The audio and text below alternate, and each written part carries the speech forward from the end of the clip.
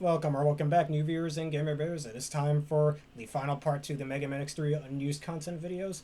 And today we're just picking up with this one last section over here, the notes, which is just a bunch of code, as well as some more unused graphics and a bunch of unused tests and maps and stuff.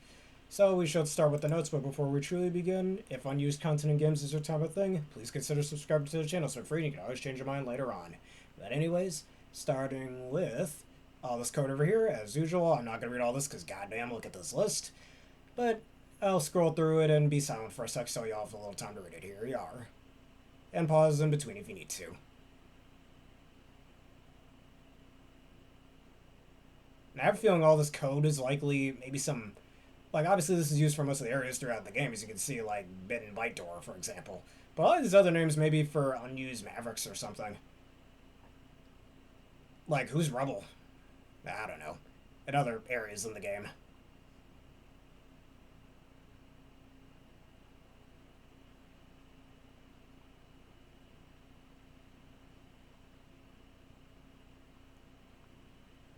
I like how some of those say unused as well, so these codes would have been likely used for that had they been used. It wouldn't say unused next to it. Pretty fascinating, I must say. And in hindsight, I don't know, this code looks pretty simple as well. Makes me wonder which coding language they used. I've remembered some coding languages, but not all of them. Like Python or C#, for example. And I doubt this is either of those. Either that or they just kept the codes nice and simple. Simplicity is sometimes the best way to go, I say. But anyways, with the notes out of the way, why don't we look at unused graphics? Alright, a smiley face, that is not a smiley face, used as filter or filler in the intro stage tile sets. These two tiles are present in Tunnel Rhino's tile sets. Alright, here's a closer look at this little smiley face. Somehow that is not a smiley face, but whatever. That's more like a meh face or an I don't really care too much face, you know? Alright, and I guess X fell on his ass. Alright, let's see. These two, apparently is going to be used in Tunnel Rhino stage, not entirely sure where. And whatever this is. Oh, more of those faces and whatever this is. Kind of looks like an old guy's ear, maybe? I don't know. Alright, located at that code there are unused graphics for X getting stunned. What's odd is that it's using the armor from X2, which is likely just a placeholder. And this spray wasn't used there either. Or even present in the X2's data for that matter. This animation was used in X1. But if X was on the ground while Flame Mammoth landed from a jump. Likely in X2 and in X3 the spray was going to be used because one of the Mavericks, or one of the major bosses, was going to have a stun attack much like Flame Mammoth. But that ended up going unused. And because of that, this animation ended up going unused as well. Alright, a CX4 test. This game has the same exact CX4 test that X2 does. And it's even activated the same way. Hold B on controller 2, then turn the game on. It doesn't affect gameplay, it's just a developer's tool. Oddly enough, continuing to hold B on the controller 2 after the test will mute the Capcom logo jingle and cinematic intro music for one loop. This did not happen in X2. Alright, here's a closer look at that. And I forgot to have a closer look at the X sprites from before, so we'll do that real fast.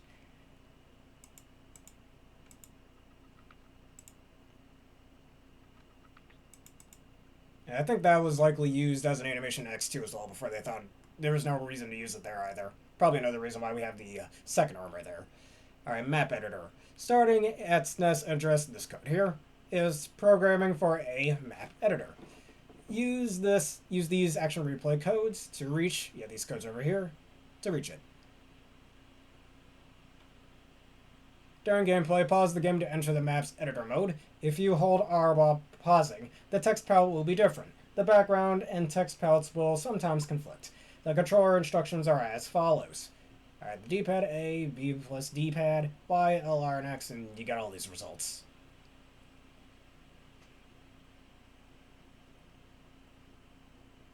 Alright, next up, debug menu. Use the cheat code, this code here, where question mark is one of the below. See, display these strings in the opening cutscene, or copyright screen.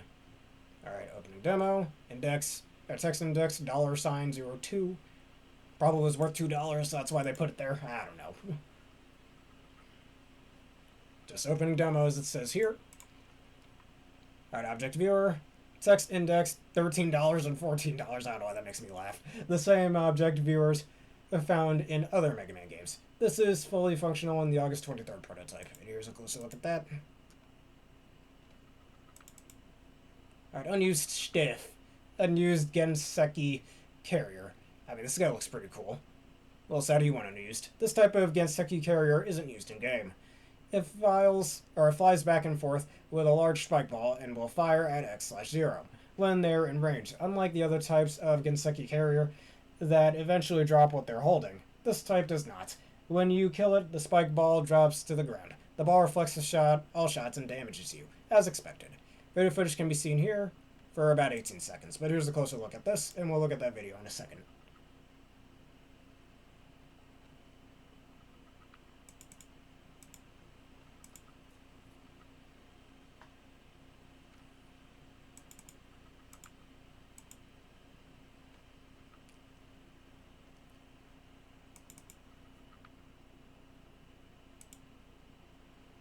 Alright, here's the video of it real fast.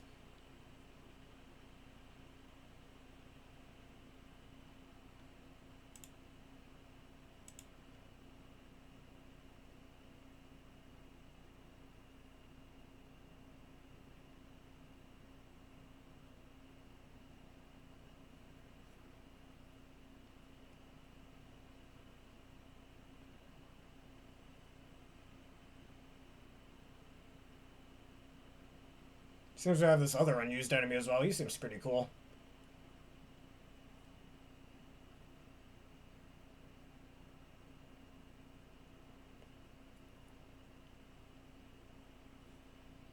That would have been a neat little way to enter into Blast Hornet Stage. Or once again, it was probably just used for him. Yeah, as you can see there.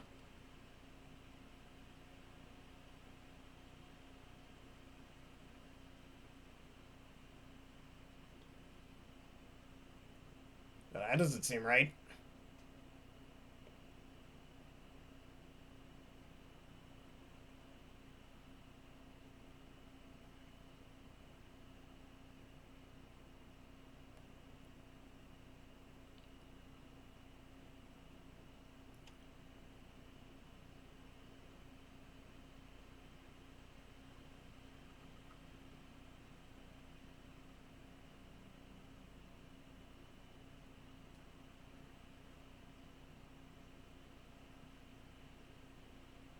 Alright, well, let's just ignore that little ad there. Oops, don't need that. Just ignore that, everyone. Anyways, continuing on, unused wild tank behavior. The wild tank enemy is digging out of the ground in this screenshot. This type of wild tank is initially invisible. While the player comes close enough, the enemy digs upward by 12 pixels, creating a dust cloud. In the final game, all wild tanks appear above ground by all defaults. Alright, and we already saw that in the previous footage before, but here's a closer look at it. It almost looks kind of different to the rest of the game's, like, coloration, if you will. I don't know, it's just, like, X has some outlines, but his outlines look a little different, if you know what I mean. Alright, unused vertical boss doors. An unused set of vertical doors can be found above Blast Hornet's boss room. They seem to work as intended, though the graphics either aren't loaded properly or no longer exist. Alright, video footage can be seen here, we already saw that. The back of the game's box seems to imply that it was possible, or at least planned, to drop on Blast Hornets via the ceiling, which is rather strange because nowhere else in X3 does the game ever have you drop in from above on a boss. However, the August prototype sheds more light on the mystery of the vertical boss door, which we saw that before in previous episodes. There's a vertical boss shutter in the top right of Blast Hornet's boss room in the August prototype. There is a placeholder vertical door object above that door in all versions, but it doesn't seem like X would use it. Rather, the door would open automatically as part of Blast Hornet's boss intro. This is probably why he pauses a bit before he drops down in the August prototype. It doesn't seem like that it was ever programmed, though. So the final version just erases the boss door and makes the ceiling horizontally symmetrical. A vertical boss door was used in X2, where X drops into the intro stage boss room from above. So I guess that idea was used there, or was going to be the same case here at some point in development. But I don't know. But oh well, I meant to say.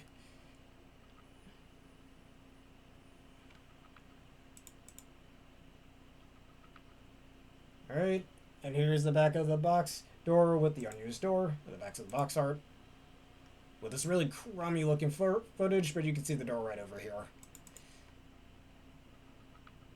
Alright, how Boss Hornet's boss room appears in the Aux prototype. We saw that before, but here's a refresher.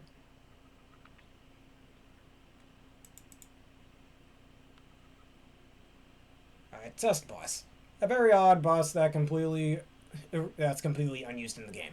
It looks like a glitched ride armor, though its intended appearance is currently unknown. It drops from the top of the screen until it hits the floor, and then does absolutely nothing else until you destroy it, despite the fact that it flashes when hit. It has no invulnerability times.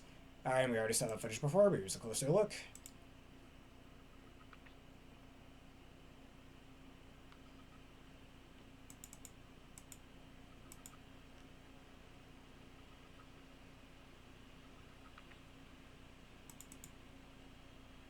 Alright, the HUD icon.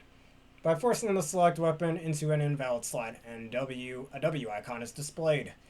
Its intended palette is unknown. The colors change if, for example, the game switches control to 0 in the intro stage. For some reason, this also messes up the colors of the other objects.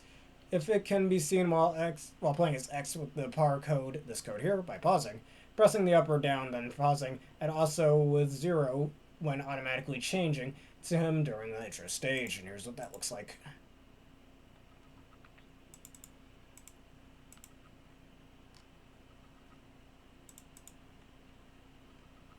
Alright, stage select leftover behavior. Use a password with the Dr. Dottler stage unlocked, such as these codes over here, and apply power code cheat code, this code, that sets that you've completed 4 Dottler stages, Doppler, whatever I like saying Dottler. Select the Dottler icon, and you'll oddly end up at Volcatfish's stage. This makes no sense until you know that the level ID of Volcatfish is the same as Magna Centipede in X2. There is leftover code in X3 that says, if the X Hunter icon is selected and 4 X Hunter stages have been completed, load Magna Centipede's stage instead as part of the code. In X2, the 5th X Hunter stage is Magna Centipede stage, with a trapdoor on the boss to the front of Boss Sigma. This leftover code normally has no effect since X3 has only 4 Dottler stages. Alright, so they likely just took the code right over from X2 to save a little bit of time. It's pretty common in game development. I mean, if you could save a bit of time, take the time to save a bit of time. It's alright. Gives you more time for other things in the game. Our regional differences. Alright, title screen. We all know the Rogman instead of Mega Man, like we have in the international version. Keeping with the last 2 games, the international title logo was redesigned. The registered trademark R icon was also changed to simply a trademark TM. Here's a closer look.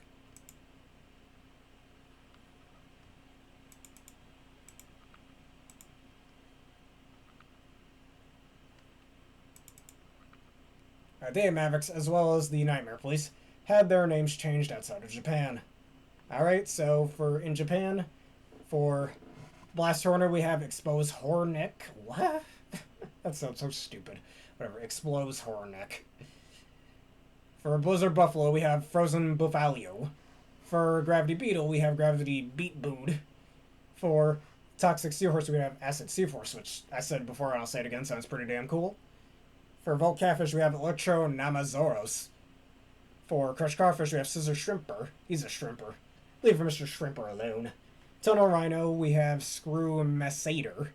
For Neon Tiger, we have Shining Tigard. Or Shining Tigrex, if you want to be funny. Monster Hunter fans, anybody? For Bit, we have Vajurilla FF. And for Bite, we have Mandarella BB.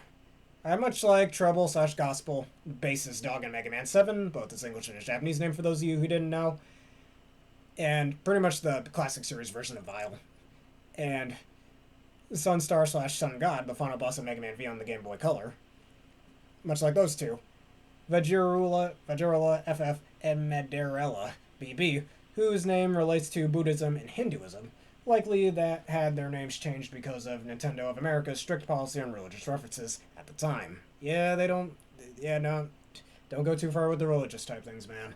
It offends some people. Though, despite this, especially back then, despite this, Hell Crusher, the drill mini-boss in Tunnel Rhino stage, did not have its name altered in the ending cast roll. Fun fact, actually, I'll probably bring this up in an eventual Mega Man 1 Unused video. But Yellow Devil, that boss in Mega Man 1 and in later Mega Man games like Mega Man 3 and Mega Man 11, was originally going to have a name change to like Rock Robot or some garbage, because Yellow Devil being a religious reference. So in some nationalities and some languages, they had to change that. But in other versions, we know him as, well, the Yellow Devil. As well as other versions of Devil like the Green Devil in Mega Man 8, or the Shadow Devil in X5, but I'm going too far with this. Alright, additionally, as with the previous game, 2 of the Maverick weapons received name changes. Our Gravity Well in Japanese is the Bug Hole, which sounds stupid. I'm glad they changed that. And Acid Burst in Japanese is Acid Rush. Also glad they changed that. Acid Burst sounds better. And in the international versions, dialogue boxes display the speaker's name. That's about it. The only difference, just so you know who's talking and who isn't. Always gotta let the people know who's talking. Alright, when Bite is defeated with one of the abilities as weaknesses, he says, how can this power can be generated? Okay, really. From within such an ancient machine. This error was left unchanged in the CD-ROM version and all other subsequent releases. That's a little dumb, but it's a small oddity. Who cares? You see typos like that all the time in Mega Man games. But with that being said, I think that'll be it for this edition of Unused Content in Games. Tune in next time for the next game that I plan on doing unused content for. We'll look at the unused content in Mega Man X4 next, as well as some other games I have planned to do that in for our little project here. So if y'all enjoyed this and you want to see more, please like, comment, and subscribe. And answer the question today as usual, what unused content did we go over that you would have liked to see in the final game? Maybe this mid-boss could have been used for something, and they, obviously after polishing it up a bit, making it look better, but yeah. As well as those 2 unused enemies, this guy's pretty cool, and this guy's pretty decent. I wish they were used in the games. But please answer that question of the day if you'd like to. Anyways, thank you all for watching. See you in the X4 videos, and have a nice day, or a berrific day.